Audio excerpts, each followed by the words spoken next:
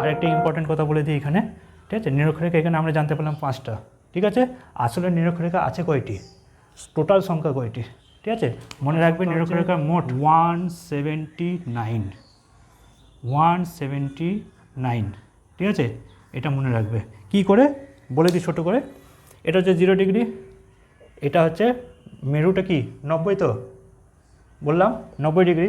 তো এটা যদি 0 থেকে শুরু হয় তাহলে অবশ্যই এটা 1 2 3 4 5 6 করে এখানে 23 আসছে, ঠিক আছে। 23-এর পর করতে করতে করতে 66 আসছে, তারপর করতে করতে করতে করতে এখানটায় 90 আসছে। ঠিক সেইভাবেই 1 2 3 4 করে বাড়তে বাড়তে এখানটায় 90 আসছে, তাই তো। দেখো 90, ওপরে 90, নিচেও 90, ঠিক আছে। ওপরে 90, নিচে 90, তাহলে কত হয়ে যায় 18, ঠিক আছে। কিন্তু তুমি দেখো এখান থেকে 1 থেকে 90 যাচ্ছে, এখান থেকে 1 থেকে 90 যাচ্ছে, তাহলে হয়ে যাচ্ছে 180টি। কিন্তু 90 ডিগ্রিটা আর এই 90 ডিগ্রিটা তো প্রথমে বলেছি এটা কোনো বৃত্তরেখা নয়, এটা বিন্দু, তাহলে দুটো বাদ হয়ে যাচ্ছে, তাহলে কত হয়ে যাচ্ছে 178 হচ্ছে 178।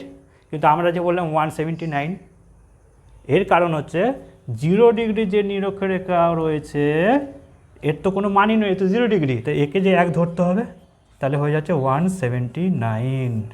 তাহলে অক্ষরেখার সংখ্যা কয়টি, ঠিক আছে। পৃথিবীতে যে কাল্পনিক রেখাটি টানা হয়েছে অক্ষরেখা, সেগুলির সংখ্যা হচ্ছে টোটাল 179, মনে রাখবে। কিন্তু গুনতে গিয়ে অনেক সময় সমস্যা হবে যে কী ব্যাপার, এরকম কেন হলো, হ্যাঁ।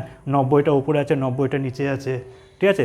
মাঝে আবার একটা আছে, তাহলে 90 90 180 আর 0 একটা 181। কিন্তু তোমাদের প্রথমে মনে রাখতে হবে 181 থেকে এইটা আর এইটা উত্তর মেরু আর দক্ষিণ মেরু কোনো রেখাই নয়, এটা তো মেরু বিন্দু, উত্তর মেরু এবং দক্ষিণ মেরু বিন্দু এটা, ঠিক আছে। তাহলে এই দুটো বাদ চলে যাবে, ঠিক আছে। তাহলে 181-এর সাথে এই দুটো বাদ দিয়ে দিলে পরে 179 থাকছে, ঠিক আছে।